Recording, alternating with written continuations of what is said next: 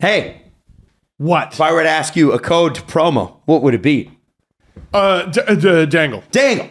20% off, free shipping, manscaped.com. Go get it. That's Head to toe clean. Head to toe. They got I guess some people have hairy toes. That's yeah, right. you could listen. You could trim those toes. Jesse, do you need a nice toe trim? Yeah, like the outside of like the big toe, there's a little bit of hair. I Yeah. don't know if you want to know that information. Now we know. I don't know It's what there. evolutionary function it has, but like it's there. Yeah, there. it's a thing. Makes there. itself. It's a thing people deal with. All right, Absolutely. let's start. Let's start the show. The Steve Dangle Podcast. Powered by Sports Interaction. Canada's Sportsbook. SDP. The Steve Dangle Podcast. With your hosts, Steve Dangle, Adam Wilde, and Jesse Blake. Just a reminder, Harrison Brown is joining us on Wednesday, so we're super pumped to talk to Harrison. I have a question for you right now. I have an answer. You've watched your favorite team play the Lightning a few times. And I'm not just talking about Steve here. Everybody has seen the Lightning of this era at some point more than once, right? Because they've been together a long time. Yep. Maybe you've seen them in the playoffs. Florida fans can relate. Leafs fans can relate. A whole bunch of people can relate to this. How many times have you looked at your screen after watching a perfectly good game from your team and said, fucking Andre Palat? Yep. He's one of the most underrated players in the league. That guy plays on a team of stars. Apparently, according to his coach, he says nothing in the dressing room. I believe Just it. silent. I believe it. And he does dagger moments. Like just when you think, okay, there's 41 seconds left in the game. I'm going to make it to overtime. Yeah, we blew a 2-0 lead, but if I could just make it back to the dressing room, there is 41 seconds left. Yep. And I can breathe. I bet we can win this game. No way. I watched it, and I also saw the fallout after the game. Just Rangers fans, heartbroken. Like they weren't even mad. They were just sad. Yeah, and you know, they really thought they were going to bring Tampa to the brink, only for Tampa to crawl back and win it in the final minute. And I was just like, first time. Yeah, that's what they do. They're unstoppable. We have a skewed view of dominance in the National Hockey League. Dominance is not winning 5-1 every game. Dominance is that shit. Because they can still do that. What is that shit? Explain that shit. They can still beat you 5-1. Mm-hmm. But sometimes you're going to get got. Sometimes, you know, the reigning Stanley Cup champions are going to get scored on first. They're going to get scored on first twice. The other team's going to have a goalie who's really hard to beat. And the Lightning find a way to juggernaut through roadblock after roadblock after roadblock. And I'm not saying they're going to win. They might not. All good things come to an end. No one has ever won every championship ever. So someone's going to beat them eventually. But damn it, it's going to take something truly special. It's like this team doesn't quit. That swordsman from the first Game of Thrones. Like, what do we say to death? Not today. Steve gets it. Steve for sure gets that. You would love that I've seen character. the clip compilations. Of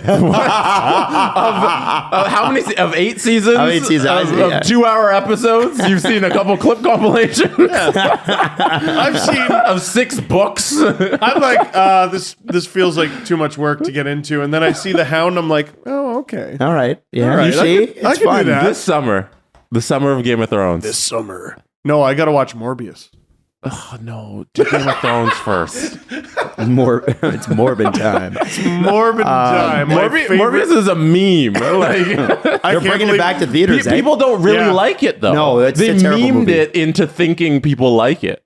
Imagine paying that little attention that you're like, people must like it. Right. It's, you know what? I think it's just entered the category of so bad it's good. Oh, yeah. And I don't know if you've ever been to a movie where it's like super rowdy because everybody knows that the movie's trash, and it's so much fun. What was the... okay, so when we went to our London Hockey Night and Cinema event, there was a big to-do about The Room. And they throw plastic forks at the screen during a certain scene. Mm-hmm. Yeah, so the movie, Oh Hi Mark, you know that one. Yeah. Yeah, they throw spoons at the screen. I don't know why, but that's what they do. Like the theater guy was telling us about it. Sure. Yeah, that makes sense. Yeah, cool. Hey, listen, Rangers. back to the Rangers here. Lightning. Just when you think the Rangers have it. Because, like, I saw people tweeting, and you know who you are, who are like, it's over. It's over after that second goal went in. I'm like, man, I've seen the Lightning. I've seen this. So, I got to ask, and I think you have to ask this question. Is Igor better? Is Igor better? Well, I don't know.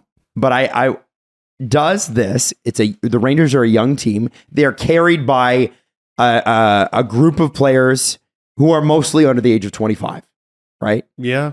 That is, I think, the definition of heartbreak, right? 2-0. Oh. And then, okay, they tied it up. Fine, that happens sometimes. Remember, they're the Stanley Cup champions. 40 seconds left. 41.3. Andre Palat.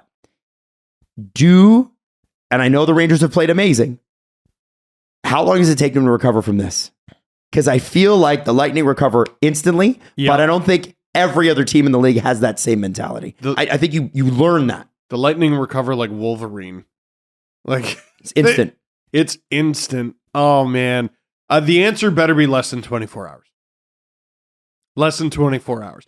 And the Rangers should be able to identify what they're up against because they were that in the first round. They were down 3-1 against the Pittsburgh Penguins and their third goalie. This is now the second year in recent memory where I could, in retrospect, easily see the Penguins going 3 rounds deep, potentially all the way to the Stanley Cup final, but their goaltending, 1 year, it was just straight up bad. This year, it was straight up injured. Terrible luck. But, oh man, I have such a reverence for the Tampa Bay Lightning. I'm excited for the New York Rangers. Like, we all knew this moment was coming from them. I didn't think it was going to arrive this soon. But, I mean, the Tampa Bay Lightning, like, it's just, I'm not going to be able to believe they can be beaten until I see it.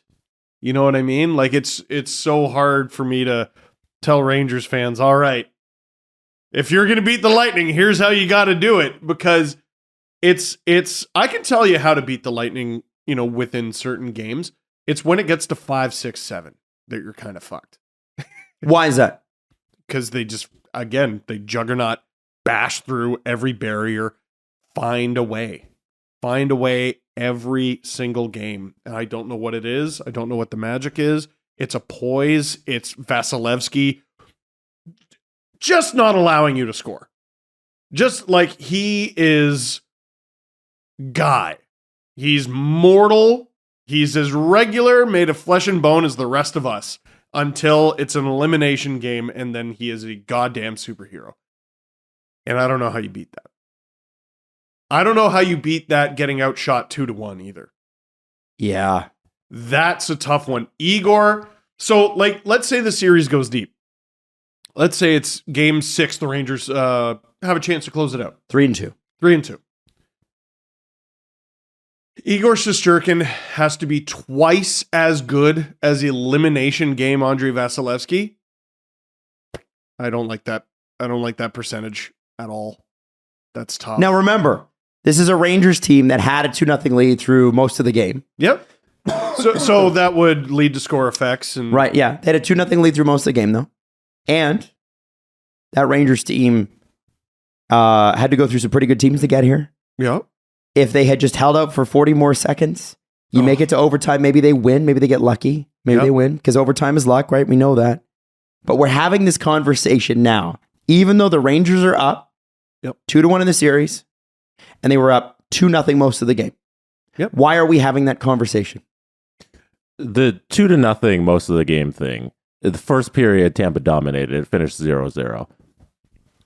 A Rangers score in the middle of the second, and a minute later, Kucherov scores. So they really only had a 2-0 lead for a couple minutes there. Yeah. It was a dominant effort from Tampa Bay. They were clearly the better team, I think, start to finish. And he's never right about things, but Elliot Friedman in the second intermission, like he actually said something intelligent and smart, and he called. Jesse's kidding, by the way. He called. I'm not at all. No, he's not. He called out. Old broken clock Friedman. Elliot, I'm always wrong. Friedman said Stamkos. He said Stamkos is going to score tonight. He said Stamkos is on a mission there. He switched a lot to center. He switched to play center just to help out. And like him and Kucherov were the two best players on the ice. Kucherov was playing so aggressive, and he was the high sticking penalty that he took right as he had a scoring chance, and he goes the other way. He's playing really aggressive the whole game. Takes a high sticking penalty. He's in the box. He comes out of the box. He has a breakaway. The dude was on a mission all game long. He was playing. I don't want to call it dirty, but he's playing Nikita Kucherov style, where he's doing everything that he can under his power to will this team to win. He's violent. He's a violent player. Violent's a great word for it. And Stamkos was doing the exact same. It was two guys. I thought they were the two best players out of both teams. Have to be. And they scored. And I think when Tampa's playing like that, I don't know how any team in the world competes with that. I'm so glad you said that, because Rangers fans are going to be listening to this right now, and they've been dealing with disrespect all playoffs. And I am here to tell you, this has absolutely nothing to do with you.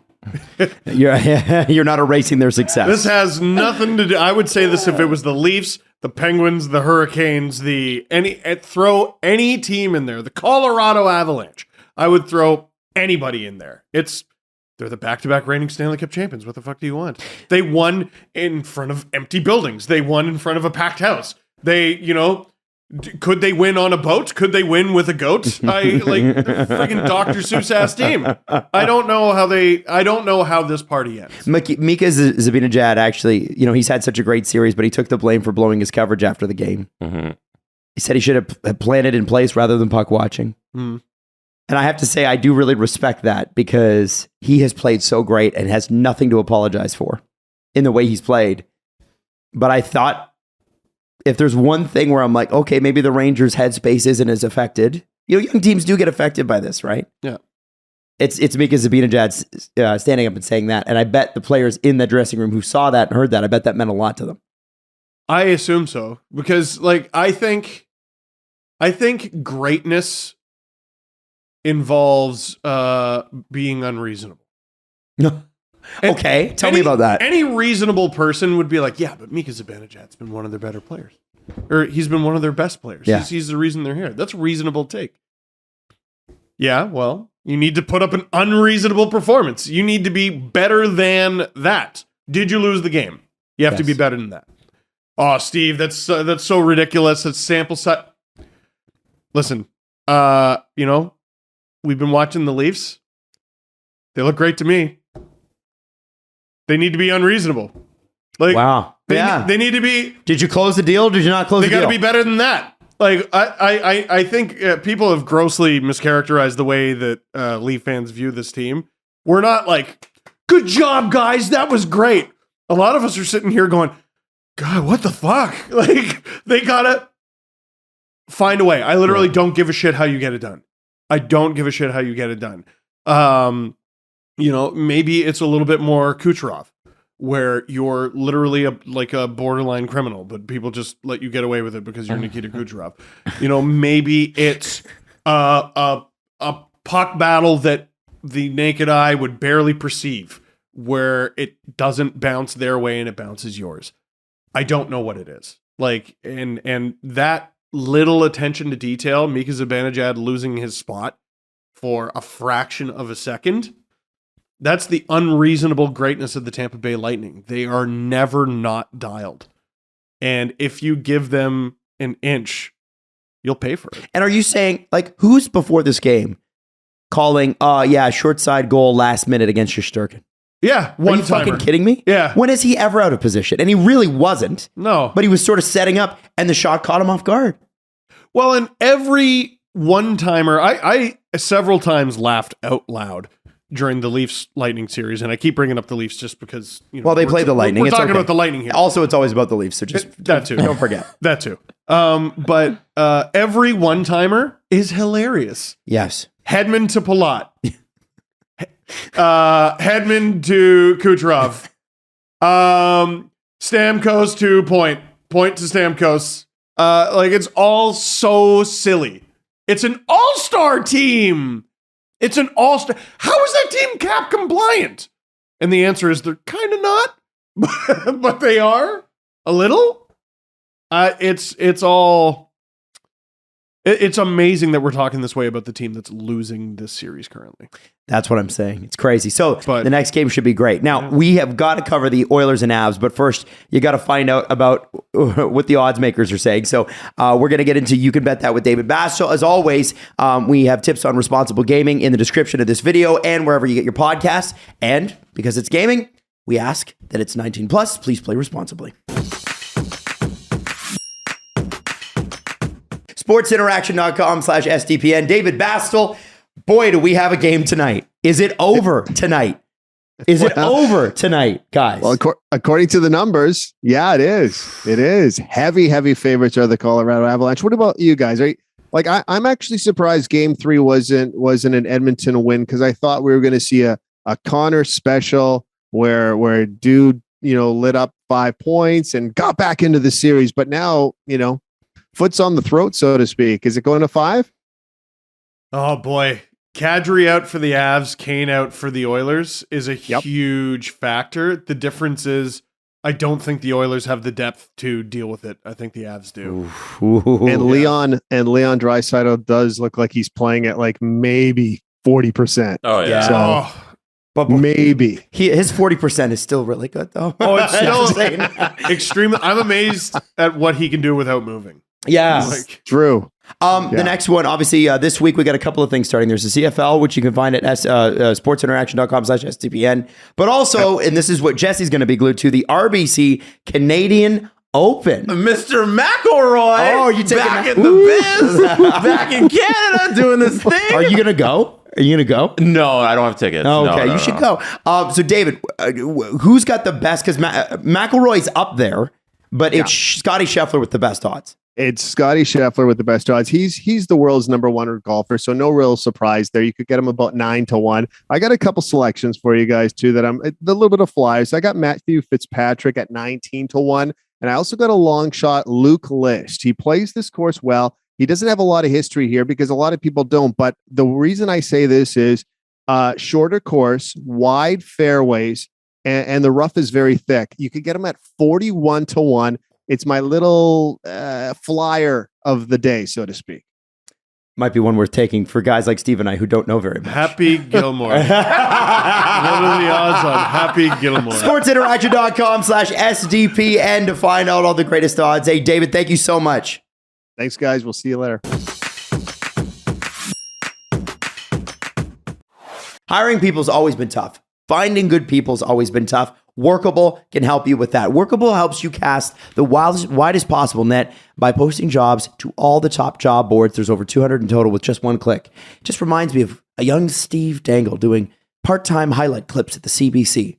If only Workable had existed when you were applying for jobs at like Sportsnet. Yeah. They would be able to find you easier. And it helps you evaluate and hire quickly with modern tools like video interviews and e-signatures. Imagine Steve's resume versus Steve the guy. A bit of a difference, right? You want to see the people in person. Yeah, I always say. And Workable will help you automate repetitive tasks like scheduling interviews so you can just spend your time on what's important, which is making hires. Whether you're hiring for your coffee company or your engineering team or maybe your media corporation, Workable is exactly what you need to hire the right people fast.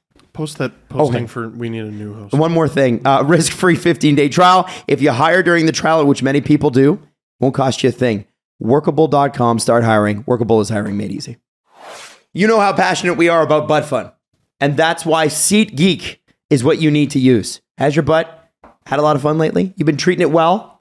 I think. Well, maybe not enough. so. SeatGeek is beloved by many butts because they're the highest rated ticketing app. Whether it's concerts, you're talking baseball, basketball, football, festivals. If your team is still in the playoffs, what's that like? I wonder. I don't know. We should use SeatGeek to go to a Jays game together. We should. Ooh. That'd be SeatGeek nice. puts tickets from all over the web in one place, and it makes it simple to buy. As Jesse said, the Jays. Why not? Yeah. Okay, so every ticket. Why not? SeatGeek rates every ticket from 0 to 10 to make sure you're getting a good deal. Green means good, red means bad, and you can get $20 off your first purchase with the promo code SDP. Oh, it's SDP? SDP at SeatGeek.com or on the SeatGeek app. Again, it's promo code SDP. $20 off your first SeatGeek order. The SeatGeek, get your butt in a seat. Download the app today. Butts. Buying a car and selling a car is already a big decision, but here's the thing. A couple of factors you got to take in right now. First off, resale value. because resale value has gone through the roof. Your car might be worth more now than when you bought it. What? That's actually happening, especially there's certain market segments and whatever. And then, of course, what do you get next? You want something that's environmentally sustainable. You want something that is going to get you where you need to go every single day and is reliable. It's time to move off of the Mazda. Yeah, maybe. We need to get rid of the Mazda, Steve. I like it. You can learn from comprehensive articles on their electric vehicle buying guide. You can read honest, in-depth reviews from their team of unbiased automotive experts. They even have EV rankings for categories such as SUVs and luxury vehicles. You can compare models side by side for details like fuel economy, ownership costs, and ratings. So if you're considering making a change on your road, Edmunds is here to help. Visit edmunds.com/appraisal to get a free online appraisal for your car today. That's edmunds.com/appraisal. Edmunds, they drive it like it is. That Mazda's worth $1 million. I know. All right, so you know the odds. Never tell me the odds. It's a Star Wars quote. You would know it, Steve. But, I've seen it. Have you seen Star Wars? I've seen it. Okay, well. I'm the one who's never Oh, seen Jesse's Star never Wars. seen it. Yeah. I was very confused by the final film. You know the odds. Yeah, the final film was crazy bad. Here's my question to you. Before we get to anything, Evander Kane and Nazem Kadri. I want to know, number one, your in-the-moment reaction. And Steve, you were live for it. And number two, 48 hours later, I want to know what you think about it now. So give me your unfiltered, because in your moment, this is why Twitter's so interesting during a game, because you get somebody's instant reaction, bang! And that's not always the most well thought out. It's not always the most reasoned. You haven't had anybody say to you, hey, but actually, you've just said, here's what I think in my most emotional state. So in the moment, I thought it was a bad hit, obviously. I don't remember exactly what I said. I was not surprised that it was 5. This is, by the way, the first hit to be suspended in these playoffs since Kyle Clifford. There's been 3 suspensions now. Kyle Clifford, Darnell Nurse with the headbutt on Phil Deneau, and then this, Evander Kane on Nazem Kadri. Now that I've had some time to think about it, one of the things that I've ranted about over the years is why the hell does the injury matter? It should be the act, right? So was Evander Kane's hit the worst I've ever seen? I don't know about. It is not the worst hit you've ever seen. No, it's I can tell you it's not the worst hit you've ever seen. It's not particularly malicious. It's not particularly hard even. It's not particularly violent. But it's exactly what boarding is, right? And it sort of goes to our conversation about maybe there should be a ring around the boards. Because Nazem Kadri gets drilled in a vulnerable position. He gets hit, not that hard, but hard enough in a spot where his body is not going to allow him to recover and gain his footing, right? But what I've always said is the act should be penalized. So like, even if let's take, for example, David Perron going after Nazem Kadri earlier in the playoffs. He connects with that elbow. He's sent to Madagascar. He's sent to Azkaban. We never see that guy again, but he doesn't. So in a world where you punish intent, he's gone, even though he didn't even make contact. Right. Right. Watching this, in the context of a playoff series, this is why injuries matter. This is why injuries matter. Now, will it be justice served if the Avalanche eliminate the Oilers tonight and Evander Kane was essentially eliminated for the rest of the season? Maybe. I think Avalanche fans would probably feel a little bit better about it, right? But what if this goes to Game 5 now? What if this goes to Game 5 and Evander Kane is in the lineup and he's the leading goal scorer in the NHL in the Stanley Cup playoffs, and the Avs are without their number 2 center? Is that just? Does that seem fair? Like, at the end of the day, he did something illegal in the sport. He did something you can't do. We agree it was dirty. We agree it was suspension worthy. I think we should probably agree he'd definitely get more than one game not in the third round of the playoffs. Yeah, because it's like 2.3 is how the NHL calculates suspensions in the playoffs. They're such asshats. Like, Are you he's kidding me? been suspended. 2.3. No, I'm making up the exact number, but it's like 2 games for everyone. Okay, it's okay. I thought they did it. No. That's not the real book. This is how. Okay, all right. Because this is how bad I how bad faith I am with the NHL right now. It's like I would see them. I believed you. I believed you too. That was so believable. It's about 2 games is how one suspension is, right? But, one like- game suspension in the playoffs is worth 2 games in the regular season. What I was commenting on, is the death spiral that events like this send Twitter into. Because, ignoring his suspension for his fake vax passport, we're just talking about on ice infractions. He was suspended in April 2018. He was suspended in, I think it was October 2019. And February 2020.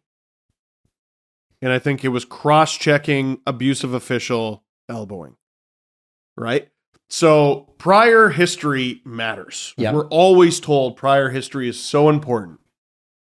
Until Jason Spezza, 1,200 games in, gets the longest suspension of the season. Did he get the longest one? 6 games. Was that the longest? That he had to appeal and get down to 4, and it probably wouldn't have gone down to 4 had the season not been paused. And this guy, who has repeatedly been in George Paros's office or on his phone or whatever, he gets suspended 1 game. 1 game. And if you're talking about it from like a risk versus reward standpoint, all right, we're going to be without Evander Kane 1 game, but we get to take out their number 2 center. No one's thinking like that in the moment. We're down 3-0. I know no one's thinking like that in the moment, But it's a trade that's if you- not Evander Kane going. Yeah, that's not happening. If you gave them all truth serum, though, they'd take that trade. There it is. Yeah, but that's not his intent there in the moment. No, Like my problem with this suspension is it's unnecessary because of how much time I think he has to make the decision The hit to is board unnecessary. Kadri. Yeah. Like him going into Kadri's back and ramming him in the numbers and shoving to the board. I think that's all avoidable, so you should be suspended for that. But the context of the history and Jason Spezza and all that has nothing to do with the suspension or the hit. I know, but That and the this NHL, is the death spiral, the NHL Jesse. can't be making decisions based on that. Well, if precedence matters, so it doesn't though. It doesn't. It doesn't. but they say that it does. It doesn't. It doesn't. It doesn't until it does. Yeah. Right. Right. It doesn't until it does. The NHL is cracking down on cross checks. Mm-hmm. This is boarding, but it's also a cross check. It's boarding is how they rule it. Right. They don't count the cross-checking part. Well, they only then- count the boarding part. If this is the crackdown, then you're a fucking joke. So here's We my know that. If this is and it's again and again and Mm-hmm. again and again. The mountain of evidence is they don't know what the fuck they're doing. They have no idea. What I think is particularly, I think we started this conversation, Steve, by you saying it's not the craziest hit I've ever seen, and I think that's what makes it so insidious. I think that's the thing. It's a gentle nudge, but in that position, Kadri is extremely vulnerable. Oh yeah. There's no way he can turn. There's no way he knows Kane is there. He's on basically a 1.5 skates. Look at where Kadri's skates are at this moment. Right when we're watching the replay in studio. Look, skates up. Yeah. So that's why you have to suspend a play like that, right? And it's such and get that right out of the game. I think that the problem for me in this is there is this whole thing about that's what it takes for Kadri to draw a penalty. Do you know what I'm saying? Like, Oh, I wonder why. well, We're talking about the tweet? Wonder why? I mean, listen. Here's my problem with the Tim Maybe Peel, not yet. The Tim Peel tweet. If you guys want to talk about it, is that's one guy. Can you explain what happened? So, former longtime official Tim Peel tweeted karma after Kadri left the game. Right, which he deleted. And I'll say this, okay? And I don't want to defend referees because boo-hoo, you got to ref a game, and the only time we notice you is when you fuck up big. That's part of the job. Welcome. Tim Peel does not represent every referee, but the fact that he represents some referees is not the best. And if I can give you a recommendation, There's a guy who works for ESPN, who is a spectacular former ref, and his name is Dave Jackson.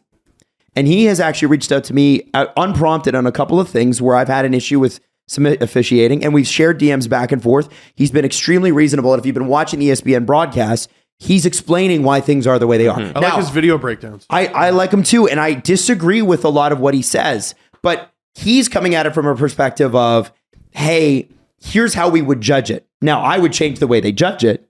I still disagree with him on things, but he's an extremely reasonable guy, and I don't think you're getting that. Like Tim went out under very auspicious circumstances. So if you want, he did. He was caught on TV saying what he said, right? He was already going to retire and then whatever. If you want like the referee breakdown thing, Dave Jackson's a great option for you on Twitter because he actually does really great video breakdowns. I think in this sort of stuff, getting back to the actual point, I think with Kane, it's just one of those things that what bothered me the most after is that Woodcroft and Kane both called it a hockey play. That's the thing that bugs me the most. Now, I know that they have to say that. It's guys defending I know. dudes. Well, but if I cross-check Steve in the mouth, no one's going to say, well, that's a hockey play. He cross-checks him in the back. Kadri does not have possession. He does have full possession, but then he loses it in the corner. Oh, let's not get into a discussion about friggin' actually, possession. by the NHL rules, that's not possession. No, he doesn't. So he doesn't even have the puck. And then here's the worst part. The referees in the game, and maybe we should talk to Dave about this. We should start having him on. They look at that again, and they can look up at the video monitors. They can have as many looks at it as they want, and they go, we're keeping him in the game. Yeah. They give him a 5 minute. They give him a 5 minute. And listen, 5 minute no misconduct. When do you ever see a 5 minute misconduct without a game penalty? Yeah, that was when do you rare. ever see that? It's rare. You never see that. Well, and because the rule here, let me see if I can find it. It was on scouting the refs. The rule is, to my knowledge, the primary part of the rule is it needs to be, well, it's up to their discretion, but it needs to be an injury to the face or head.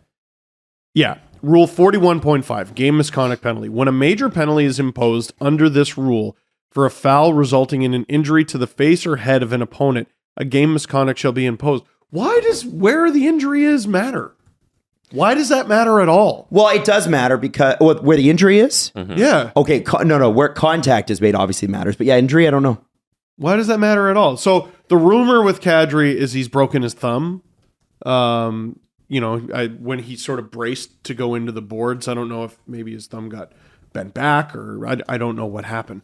But now this player, the number 2 center of the Avalanche, I don't care if he's a fourth liner, a player on the Avalanche roster is not going to be there for the rest of the series, potentially the Stanley Cup final. Mm-hmm.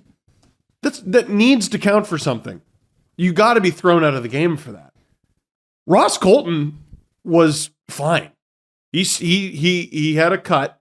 He stayed in the game. You're talking about the Kyle Clifford hit on Ross Colton. I'm talking about Kyle Clifford. He got 5 in a game, and they booted him out. I mean, the reason is because Kane is on the first line. He's too significant part of the Oilers, so everything's on a sliding scale. But so here's the interesting thing. All of that aside, and we know those problems are deep. We know that they have a problem with doling out penalties to players, extra penalties, like extraneous penalties, ones that are like above and beyond the game. Department of Player Safety just doesn't know where to go, right? We know that. But here's what it did. What that play did do, because Oilers fans aren't stupid. No. That sucked the energy right out of the building. And don't tell me when that 1-0. Connor McDavid goal went in, did you not think, oh baby, Connor McDavid's this is Connor's game, it's gonna be 6-0. Yeah, that's what I thought. When Dave said, "Oh, I thought this was gonna be a Connor McDavid game," it was 38 seconds in. It was Connor McDavid's game. He started the game on fire, and then everything went kind of downhill. And that, for really educated hockey fans, man, Oilers fans, among the most passionate in the league. Oh yeah, they know. And when you see that shit, you don't feel good about it as a fan. You don't. Well, and like to add to the point, because I saw some Oilers fans tweeting videos of hits that Connor took. There was They're not wrong on the Connor thing. Well, no, but so there was one in particular where McDavid. It's a pretty similar hit. where he gets driven into the boards by someone on the Ducks. I'm pretty sure it was. I don't remember who it was. And this wasn't a penalty or this wasn't a major or whatever it is. And I'm like, yeah, and it should have been. Like, in the moment, were you not like, that's a penalty? So your instinct should be the same here. But their argument is, well, the precedent is that it's not. So precedent matters until it friggin' doesn't. Like, once again. I can listen to Oilers fans talk all day about the injustices done to Connor McDavid. Absolutely. I will listen to every argument. You're absolutely right. If we're going to go by that standard, nothing's a penalty. There it is. Nothing's a penalty. You're allowed to do whatever the fuck you want to anybody. And that's the thing, is that has to be a penalty. And this, like, it's got to get to the point where, like, to be honest with you, how many players do you see swinging a stick at someone's head? Just answer me that. Brad Malone. Okay, so that one time. Zdeno Chara. Well, Zdeno Chara lifts up his arms and he's swinging the stick at you. It's pretty rare. But it's rare that you see somebody two-hand slash somebody in the face. Yeah. Why? Oh, and actually connect? Why is that? Why? Because the last guy who did it got suspended 30 games. It's generally agreed that would net you a huge suspension and that it's wrong. Who did it on the ankle? The Blues player earlier. Oh, Spurgeon did the cross check to the ankle, to the Achilles. Get him in the Achilles. I'm gonna murder your legs. I'm gonna Achilles you. I think probably the most mind-blowing player safety decision. You can't cross check something that's Crazy. on the leg. Now, no. Attempt to break a player's ankle. Yes. Attempt within the game. So how is that less dangerous than a slew foot? I think on a boarding call like that, my point is that's got to be the kind of stuff that's akin to two-handed slashing a guy in the head. It just doesn't add to the game. It doesn't make the game more exciting. It doesn't help the play that much. Because listen, Kane didn't end up with the puck afterwards. It's not like there's nothing competitively that makes sense for that to continue. And also, it's terrible for player health and safety. And Oilers fans, listen, I get it. You want the Oilers to win, and the Avs have a less of a chance of winning without Kadri in the lineup. Is the NHL product better served with things like that pull stars like that out of the series? And I don't think it is. No. So what do you? And it's not just the series; it's the regular season when Joe Blow, who's trying to make it in the lineup, bumps a superstar, and the superstar's out for 6 weeks with a separated shoulder. Yeah. Like, why? That's just a pointless thing. There should come with it should be an automatic one game if you get caught boarding. Yeah, and boarding's like you said, boarding's unnecessary in the game of hockey. Like it really does not add anything, and it's just a dangerous play. And if you do it should be a 5-minute major and a suspension. And how about this? Can I throw this out there? Your crackdown didn't work. No. On cross-checking? No. Yeah, your crackdown didn't work. We're how many months into this crackdown? And there's a high-profile one, third round of the Stanley Cup playoffs. They crack down on everything at the start of the year, and then we deal with it for like 2 months, and then they go away from it. Yeah, you know what they crack down on? Nazem's thumb. I don't know what that means. Broken thumb. Oh, okay. This was good. By the way, I saw. I like that. There was a clip circulating. Adam wasn't listening. There was a clip circulating. It fits with Kadri. Just let me know. I was looking up some stuff. God. Oh, damn it. I was doing my job. Oh, I iceberged that, didn't I? I iceberged it. I'm sorry. What do you got? So no, what I was gonna bring up was somebody threw this out there, and I think it was Craig Needles that retweeted it. But it was the Nazem Kadri, what he went through against Boston before he lost it the second time and finally got suspended. Happy retirement, Brad. Happy retirement. Yeah, Brad Meyer retired. Oh, he was the ref who did that game. Dangerous guy, makes the sport more dangerous. Glad he's gone. Right, and he just retired this year. Yep. Happy retirement. To bring up your Spezza thing, Spezza doesn't go off if they call the penalties. Kadri doesn't go off. He did that game too. Yeah, it's the exact same game. It's Happy crazy. retirement, Brad. Good riddance. It's crazy how the same guy was in charge of both games, but if he just gets some calls that go his way that game, he probably doesn't lose his cool. No, let him play. Let him play. You ever played? No, I haven't. Let him play. Fucking na. You dinosaur. Get out of here. Get out of here. Get out of here. So you could see when you see that clip, if you see it sometime on Twitter, what all the stuff that led up to Kadri finally losing his mind. It's like watching the Jets ride Connor McDavid like a donkey in the first round last year. Yeah, literally. There was one particular Like one. literally, they could have taken him to Ajax Downs and ridden him around the course. It was crazy. I love shout out Durham Region. I don't think they ride donkeys around the racetrack. Fucking do now, baby. There's got to be a Red Dead Redemption side quest where they do.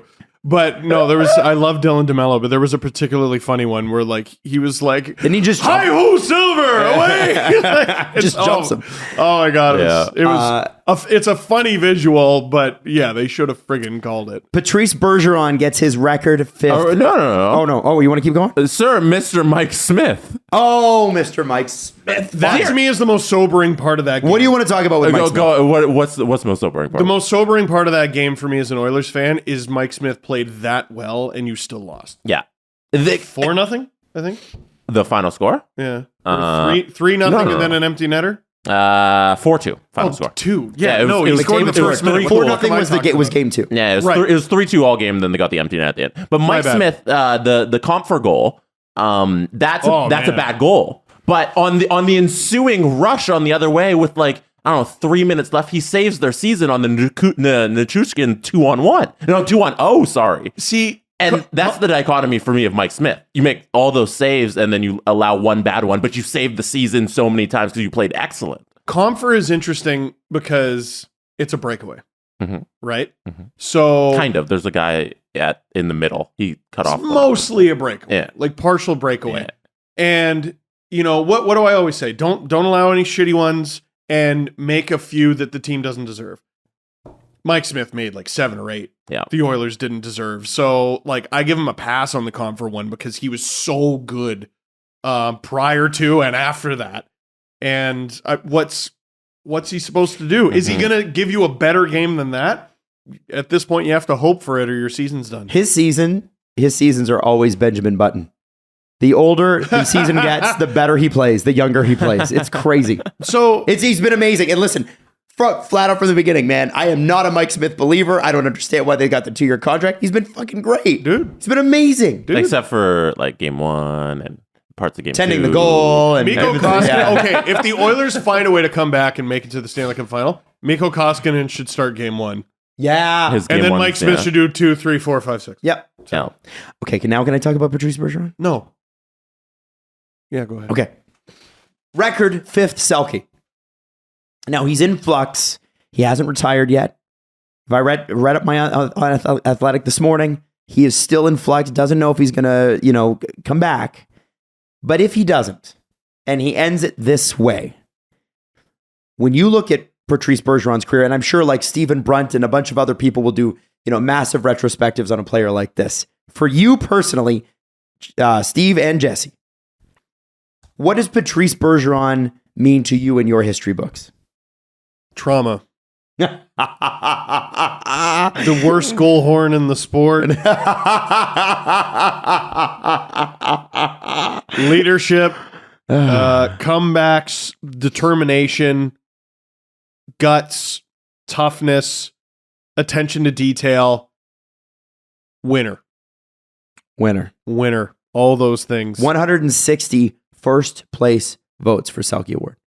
At the age of what? 36? Yeah. Yeah. That's there are very few players who come around where everyone says they should have the trophy they keep winning named after them. And that's what Patrice Bergeron has. People are talking about renaming the Selke Trophy to the Bergeron. And, I think I think all sports, awards need a history. I don't think there's a problem updating the history sometimes. You know what I mean? And what's wrong with, it may not happen soon, but like when our kids are growing up or when our kids are our age, will we be talking about the best defensive forward award being called the Patrice Bergeron Award? Well, here's my only issue with it is that Frank Selke was a professional hockey player as well. Yeah. And I think that there's nothing wrong with saying he won the Selke Award. He was a foundational member of what hockey became. Yeah. And so I as a history guy, and I'm all for changing stuff up and relooking how we look at history. But I think in this particular case, like I can understand like giving a Wayne Gretzky award to the most assists, like adding a new award. Mm-hmm. And Bergeron is amazing. I think you keep it there because then people go, who the fuck is Frank Selke? And maybe they Google it. Well, or who the fuck is Jack Adams? I guess you're right, because it's who's Bill Masterson? Why do we care? It's now the Ted Lindsay Award, and it used to be called the Lester B. Pearson, but he was only the prime minister. Well, but Lester B. Pearson didn't have a hockey connection. There's a bit, I know. It's a bit different. I'm just being a dick. Listen, I honestly didn't know who Frank J. Selke is. I've never bothered But looking that's up. He was sort of the Montreal idea of Canadian, naming it right? after someone, right? Is that you're there? Hopefully, people look it up. He has 9 Stanley Cups with the Canadians. That's a lot. wow. I didn't realize that. Or not all with the Canadians. No, he has won some with the Leafs. 3 with the Leafs, and the rest with the Canadians. Sorry, my bad. Leaf legend Frank J. Selke. All right, you know what? Pump the brakes on this Bergeron Award talk. He was the acting. Adam, I'm mad you even brought it up. He was the Okay? acting manager of Maple Leaf Gardens and the Toronto Maple Leafs, while Conn Smythe, their owner, served in World War II. Wow. You imagine Wow. imagine an NHL owner going to war? Yeah. Wow. Yeah, crazy. Was he? I assume he was good defensively. I assume like that's just out of a. I don't know. I've never seen him play. I don't know. Yeah, Me neither. I'm sure you could. I Look bet up he some was good. black and white footage on the internet, boys. Oh, but I don't maybe. even honestly when he played, I don't even know if they televised games, right? Like it was like their Did TV exist? won his first Stanley Cup with the Canadian. No. I'm sure people listen to all his games on He a won his radio the first- size of a refrigerator. He won his first Stanley Cup in 1932 with the Toronto Maple Leafs. For reference, Queen Elizabeth II was born in 1926. She was 6 years old. When was television invented? It's a long time ago. Yeah, it was in I the- don't know. I think the first hockey games were televised in the early 50s, but television had been around. Okay. Television was like 20s, I think, but Hockey nobody night- had a TV. Hockey night was All right. 1950. 1 or 2, yeah, something like that. Whenever the might be CBC right. came in, and then I think remember too, like if you owned a radio or you owned a television, you had to pay the government a license for that.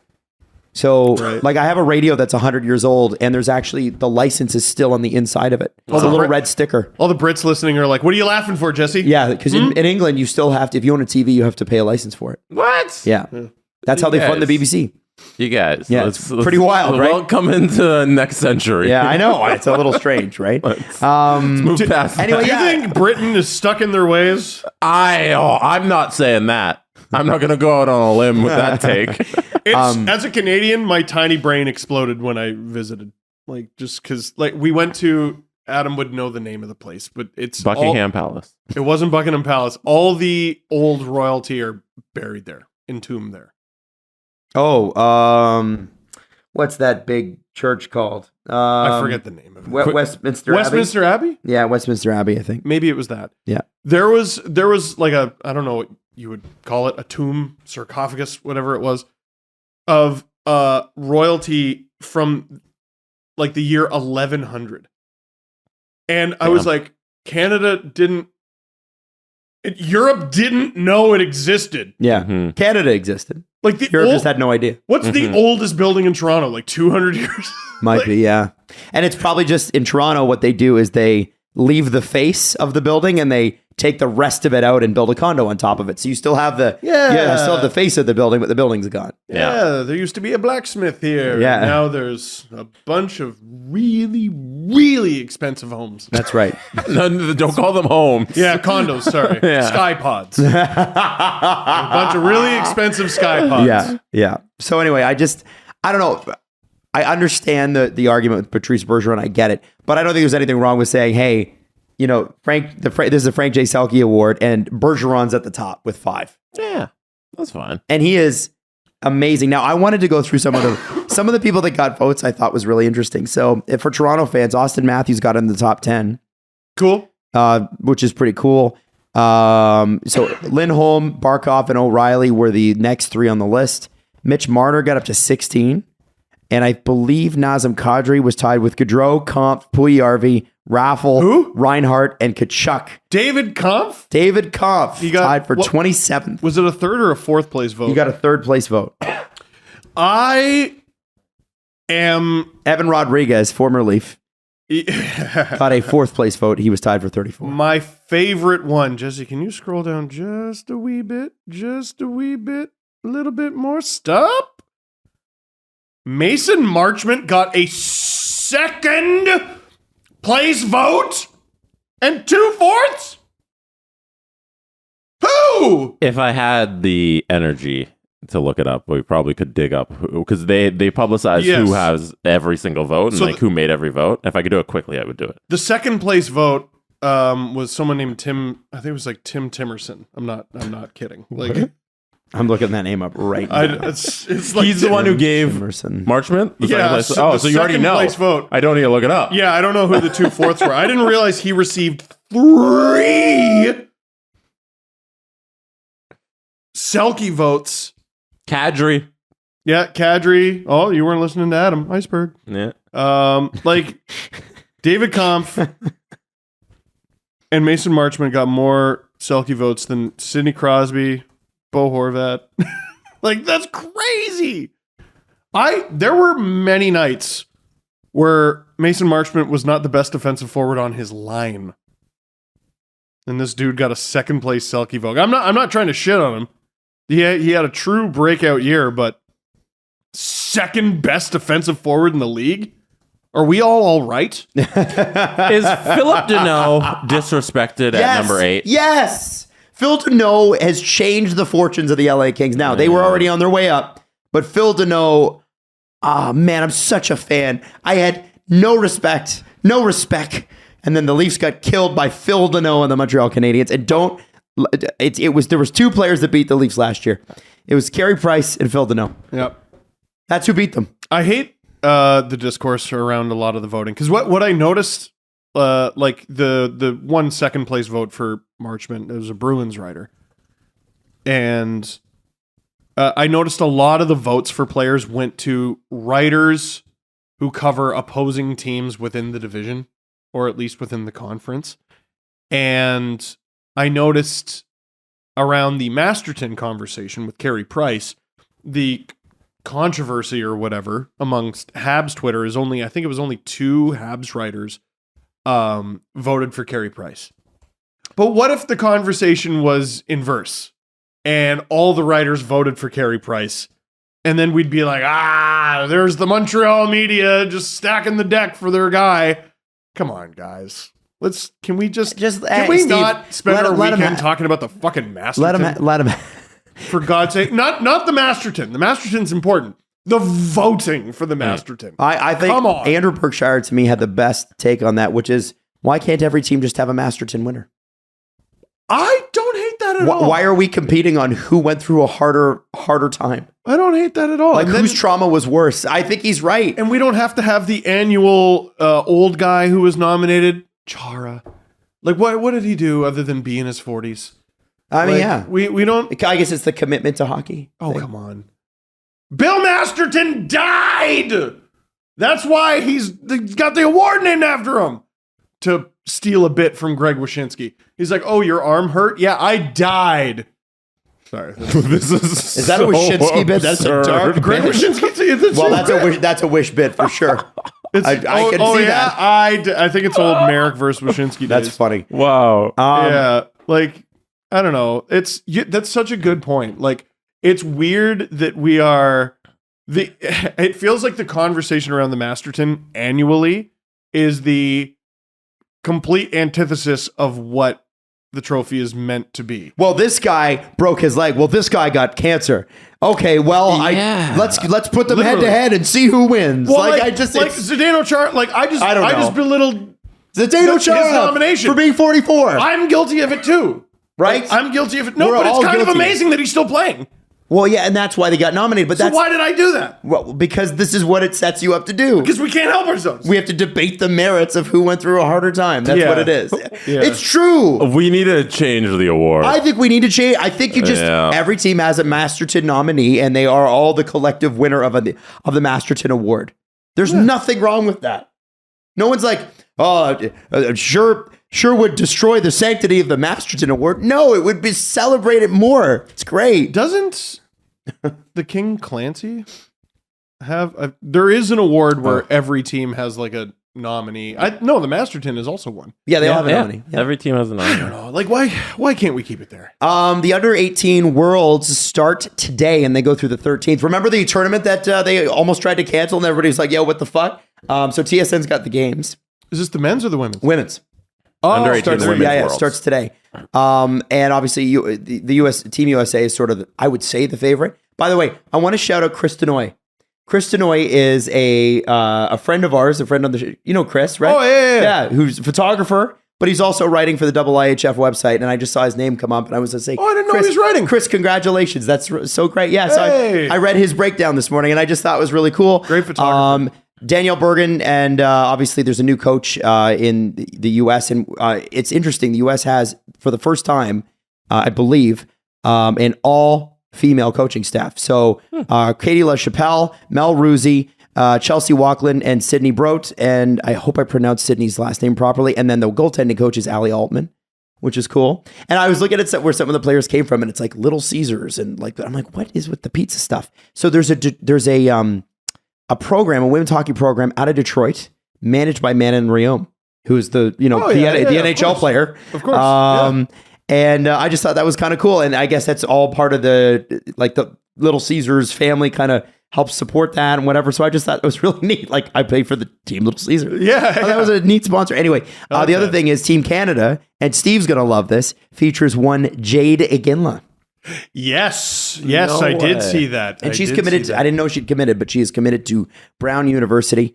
And their coach. I love this quote. Coincidentally, I got my. Do you have your Iggy quote? Yeah, I have my Iggy socks on today. Amazing. There you go. Their head coach said, the Canadian team, they're like animals, and they've been caged for a significant period of time, and you just want to let them out of that cage. I was like, yes, okay. So, if you want, especially, you know what's so great about this tournament too? The games are during the day.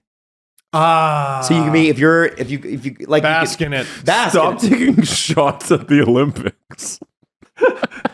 No, you're right. It's better that they're at like 4. No, it's way better You're that it's right, in it's Madison, better. and it's way better that we can watch these effing games. Thank you. Yeah. Thank Why you. can't we be a little selfish? Okay. Like, why? Yeah, it's better for us. Why isn't that okay? I have to a say? question. I have a question about Jade Iginla. Does she get the nickname Iggy? I assume so. If you're her teammate, you call her Iggy, right? What about Jader? Yeah, they probably call her Jader. Yeah. No, She doesn't. I think, no, it's Iggy. She gets her dad's nickname. Yeah. I think so. Do you want your Okay. dad's nickname? Yeah, that's because I can tell you this, as being a person who's followed their parent into a particular industry, I wouldn't have wanted my mom's nickname. What is it? She doesn't have one, but if she had No. one, I would have wanted if it. she. I was like, why would anyone call you Marilyn?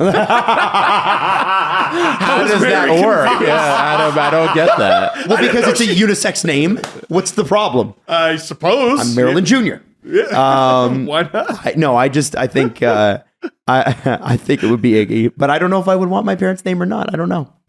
Yeah, I don't know if her teammates would go with that. I'd be curious. What about the Igster?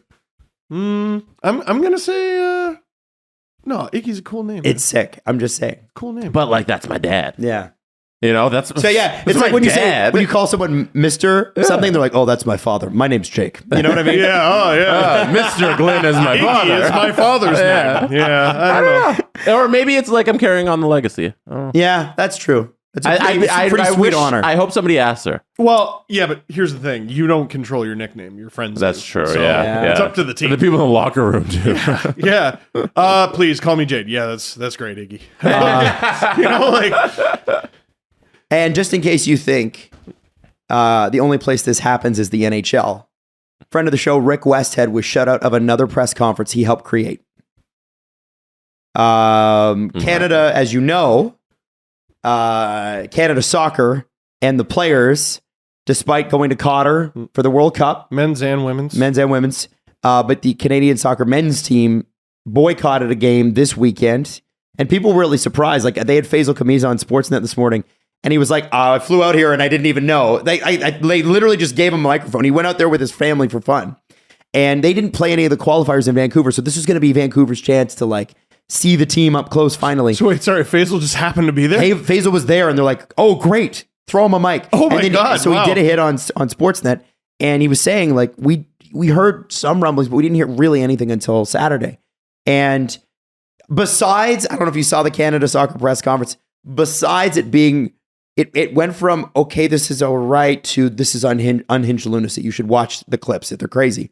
But Rick Westhead, who has been reporting on this, was refused, and he broke the story. He was refused a question. Adam Lascaris, who we've known for a long time, said Westhead was there and had his hand raised, but no questions taken via Zoom from him. Good for Rick for being there, and good for Adam for pointing that out. Yeah. Pretty crazy, huh? Dude, it's someone, I saw a great tweet. It's like, if Rick Westhead is at your press conference, you fucked up. Oh, man. I understand why people don't want to take questions from him, but you're, I think, under an obligation to. He's one of those people, Katie Strang's like this too. He's one of those people that finds the exact thing that you don't want to talk about. And what he's great at is wording the question so you can't wriggle out of it. Yeah. Oh, I would love to see if like a camera captured the exact moment they realized he was there. Hi, everyone. It's great to see. Oh, fuck. Fuck. It's pretty clear that these Canada Soccer guys were not prepared for the press conference. And frankly, we're not prepared.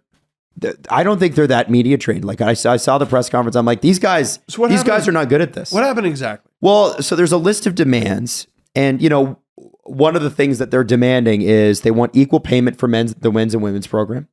And you have to forgive me because I saw the list of demands this morning at 4:30. But there's a few other things as well. And what Canada Soccer is contending is that if they didn't have to look after all the programs that they do, which is under 18 and ref development, player development, whatever, men's and women's, all that stuff, even then they wouldn't be able to, even if they only had the men's and women's team, even then they couldn't meet the requests. And and you have to forgive me on this because I only glossed over it, but there is something to do. Canada Soccer signed a 10-year contract in 2018 and didn't tell anyone. And it basically controls the rights of how much money is made off television, and meaning that they don't profit as much as they should, especially going into the World Cup, because Canada Soccer already signed away those rights in 2018. And now there's a lot of money not coming into Canada Soccer, and therefore the players that should be because of this 10-year deal. And I think they're trying to push Canada Soccer out of it, I believe.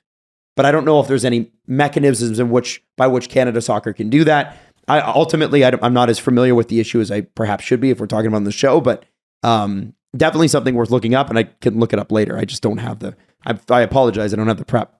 And to answer the question that I think some people probably have, I was in touch with Rick yesterday. We are going to get him on soon, but this story popped up. Yeah. Does he do stuff? He does stuff. He's like, well, I'm going to be in Vancouver. And I selfishly was like, well, it's over Zoom. You can do it from there.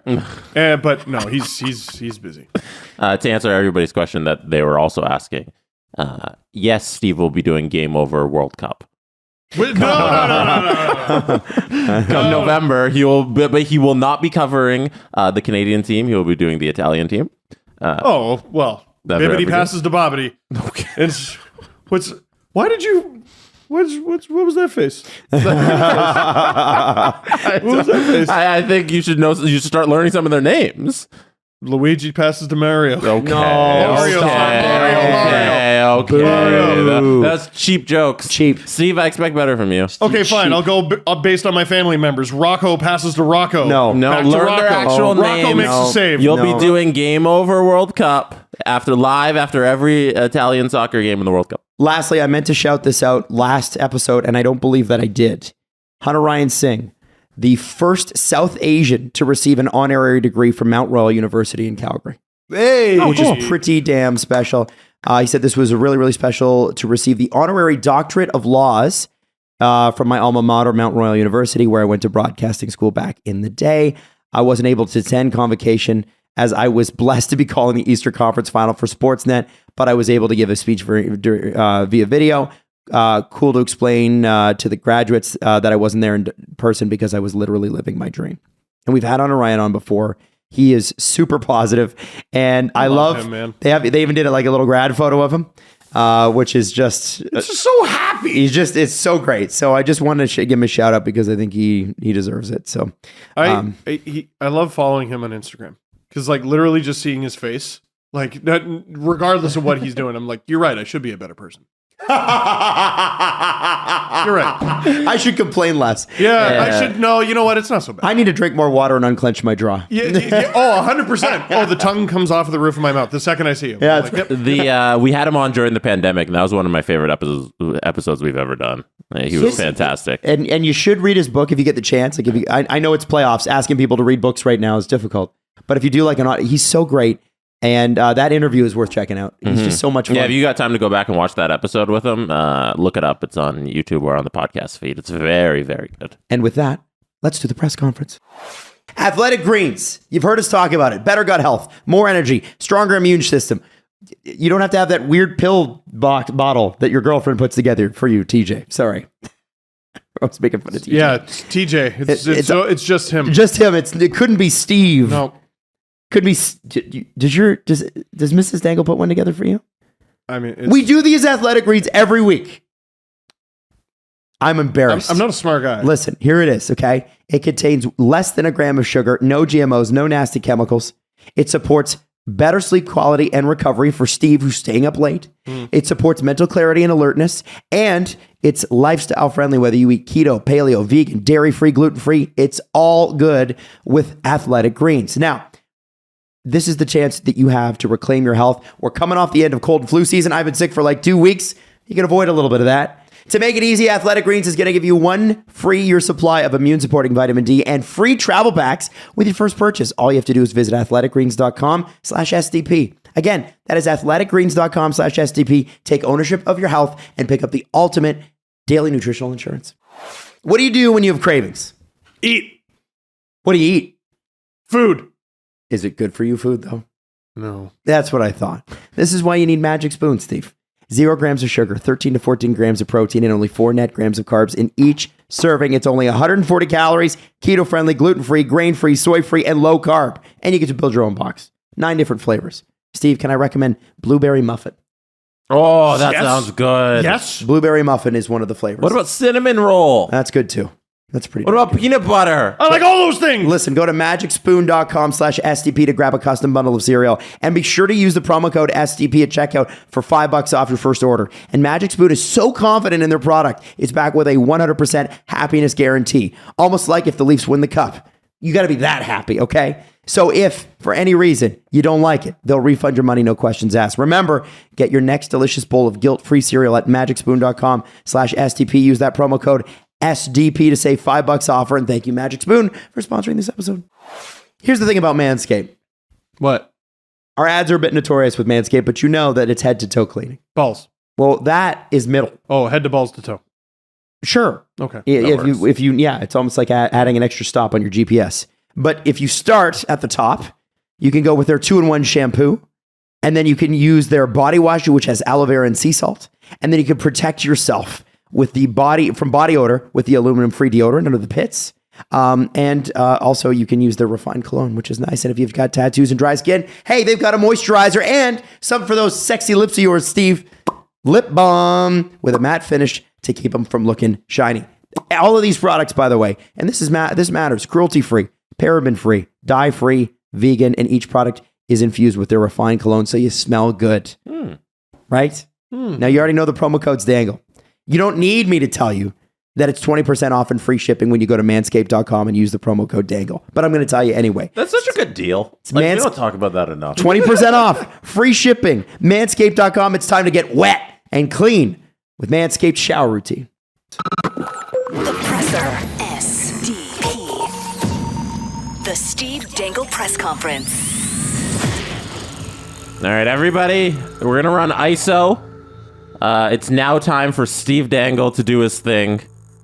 Move out of the way. We got a question on the Discord that has got him riled up. He's going to run out of the tunnel. The fireworks are going to go off. He's going to slide into the ring. He's going to powerbomb somebody to the mat. 10 times. Here is the question. Yes. It's from Zach on our Discord. All right, Zach writes, Steve, Yes. has Adam learned about MJF yet? If not, ... Steve Dangle, do your thing. Here is your wrestling corner. Tell us who MJF is. Start us from zero. Adam, Don't know what's happening. Don't know who that is. I don't know what's happening. If it's not Marc-Andre Fleury, I don't know what an M and an F and 3 initials means. MJF. Maxwell Jacob Friedman.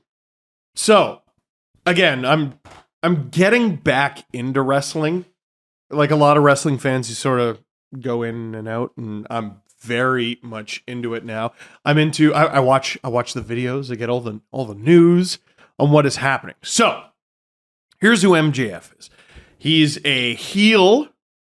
Some speculate turning face. So heel, bad guy. And he's such a good bad guy. Adam, you would love MJF. Okay, why would I love him? Because he comes out and his thing is he's better than you. But he lets you know that. Adam gives off that attitude. Oh, come on. He lets you know I'm that. smarter. He wears, I don't think I'm better. His I'm kidding, signature I'm kidding. item is he wears a Burberry scarf. Oh, okay. That's good. Oh, man. Wrestling fans, they'd love that. Eat that up. Oh, yeah. No, and like literally it's the perfect thing because wrestling fans, I don't own one of those. You're a piece of shit. and like it just works instantly. So he has one of those. He has this diamond ring that he wears on his pinky, and that's his heel item. Okay. He'll pull it out of his trunks and he'll punch you with it. And that's how he cheats. And then he hides it from the ref and he gets the pin. That would hurt. Oh, it would. That's why he does it. Oh, yeah. Right? I bet that hurts. So he just lets you know he's better than you. And like he does a lot of crowd work. It's MJF, I hate you. And it'll be like, I hate you too. You're ugly. And oh yeah. It's just such a heel. He is one of the top prospects in wrestling. He's 26 years old, which might not sound that young to some, like from like professional athlete terms. But wrestling terms is different. Oh, yeah. Like where dudes wrestle into their 40s and 50s and like the Hardys are still going. It's ridiculous. I saw a video of. Did you see that one? Jeff Hardy. I watched the recently. match. Jeff Hardy needs to take time off. Oh gosh. He took a bump a few weeks ago where I'm like, is he dead? Yeah. Like he's in his 40s and doing what he's doing. It's like when you see the Undertaker walk. Yeah. Yeah, because he's the dude in his 50s who's 6'7", and his joints are like, I don't know what you thought the human body was supposed to do, but it wasn't any of the things you do. Right. Right? Like so Okay. Anyway, Maxwell Jacob Friedman, MJF. He's 26. Hot young prospect with AEW. He's been with AEW for a long time. Okay. A long time in AEW terms. Okay. AEW is what WCW used to be. It's the main competition of WWE. A lot of WWE's top talent have jumped ship and gone to AEW. They pay higher? They have big money behind them. I believe it's Ted Turner. He's got money. Yeah, Tony Khan is the Vince McMahon of AEW. Was he not a wrestler at some point or Tony something? Khan? Do we know? No, definitely not this guy. Okay. Definitely not this guy. Okay. You'd see him. He's a nerd. Like Okay. he's like you or I, basically. But they've been spending big money. MJF has a longer, cheaper deal than a lot of these ex-WWE guys who have been getting big money to come over. CM Punk came out of retirement. Daniel Bryan, or Bryan Danielson as he is now called. He's one of WWE's top guys, and he jumps ship. WWE has stolen some guys from them, Cody Rhodes, who maybe we'll talk about later. But MJF, like, top heel, or one of the top heels in AEW. Reportedly very upset with his contract that doesn't expire until 2024. So he's at this rate that is far lower than his market value. If he was a free agent right now, he could go to AEW, he could go to WWE, and it's essentially a battle of the blank checks, right? He can go to wherever he wants. The world is his oyster. He gets squashed at the Double or Nothing pay-per-view last week. He no-showed a fan event earlier that weekend and reportedly had purchased a plane ticket out of Vegas where the event was being held, and it sounded like he might no-show the pay-per-view because of this contract dispute that he has. He's saying, Which is real. Yeah, which is real. This is like well, So Ultimate Warrior used to do this. It'd be like, it'd be like WrestleMania. He'd be like, pay me 20 extra grand, otherwise I'm not going on. yeah, he would extort Vince McMahon, which he loved. You know, I'm sure Vince loved that. Yeah. no, a few wrestlers have tried to do it over their career, and it worked out well for none of them. Like Jeff Jarrett, guys have basically been like, I'm the champion. I'm not showing up to the show unless you give me X amount of money. Then they fight the match, and Vince goes, "Thanks for doing that. Fuck you. You're fired." So is him no showing the fan event, like, is the kayfabe? Like, is it a part of the storyline? So is it work or shoot? A work means it's part of a story. Shoot means it's real. There are elements of work and shoot interwoven throughout all of this. I think it's a shoot-based work. So the contract dispute is very real. Mm-hmm. People know about it, and they've turned it into an angle. They've turned it into a work. So he no-shows the event. We're wondering if he's going to show up to the pay-per-view. Okay. He does show up to the pay-per-view to take on Wardlow, his former assistant, who he paid to beat people up. And Wardlow, his bodyguard. Yeah, his bodyguard squashes him with 10 power bombs. God. 10 power bombs. This was last week? Last Sunday. Last Sunday. MJF, so they started the card with that, which I thought was brilliant. Because we're all like, is he even going to be there? He's the first wrestler we see. He walks out, chorus of boos, and everyone loses their mind. They're so happy to just see him get the shit kicked out of him for 5 to 10 minutes by Wardlow. Next day, at the television show, I can't remember if it was Dynamite or whatever, there are versions of Raw and SmackDown. He comes out. He begins this promo, this work shoot promo, getting booed, there was a shut the fuck up chant. Shut the fuck up. And by the end of it, everyone was cheering for him. And he's talking, and sorry, this is called MJF's pipe bomb. Now, the reason it's called that is years and years ago, CM Punk did a work shoot promo. What's a work shoot? So work shoot means it's kind of real, it's kind of scripted, it's based, There's some reality to it. There's some reality to it. There's some stagecraft here too. So CM Punk, after beating John Cena's ass, crawls up to under the Titantron. He sits down cross-legged with a microphone, and he just airs his grievances until his mic is cut off. This was, I forget the year. Let's say 10 years ago. Right. So MJF comes out, and this is his version of it. And he starts talking about how he's not appreciated, and the fans, and he says, no, this is, I forget his real name. Let's say this is Max Friedman talking, not MJF. So whenever a wrestler does that, you're like, whoa, he used his real name, whoa, right? So he does that, whoa, and it gets more and more real. And he talks directly about WWE, which you're not supposed to do. And he talks directly about his contract that expires in 2024, which he's not supposed to do. And he's swearing on camera and on mic, which you're not supposed to do. Mm-hmm. And then at the end of it, he tells the cameraman, don't count me down. Don't count me down, you piece of shit. And he looks dead into the camera. And he screams with a vibrating gusto at Tony Khan, calling him, you fucking mark. What's a mark? Now what that means is a mark is basically a super duper ridiculously into it wrestling fan. You could argue that I am a mark. Okay.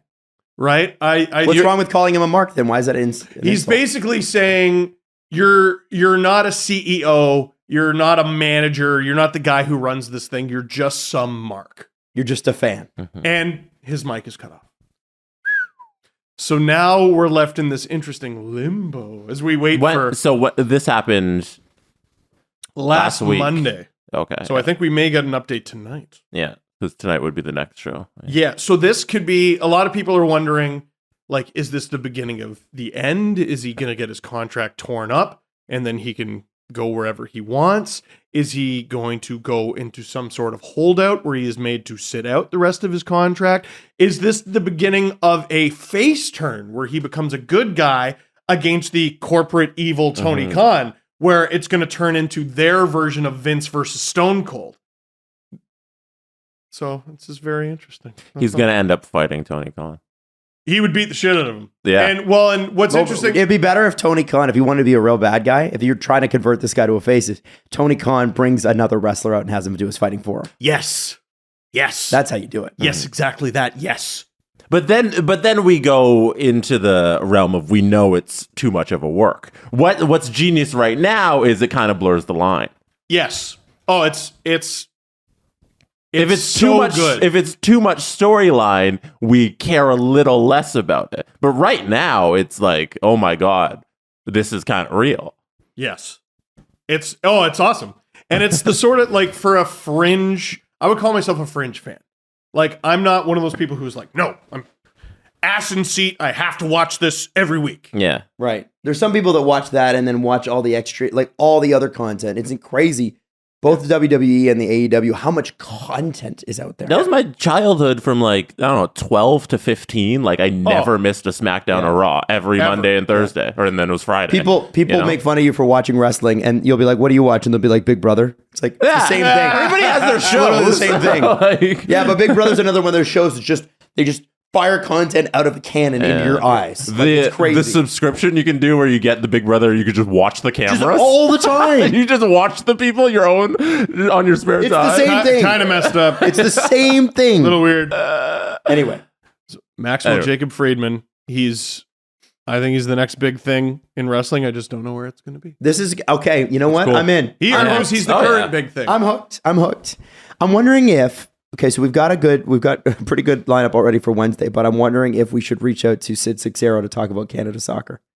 Ooh. Because I feel like I thought you were going to say reach out to MJF. even if MJF, but I feel like Sid would have a pretty good perspective on this. And even if you're not a Canadian soccer fan, you're not a soccer fan or whatever, this is one of those stories.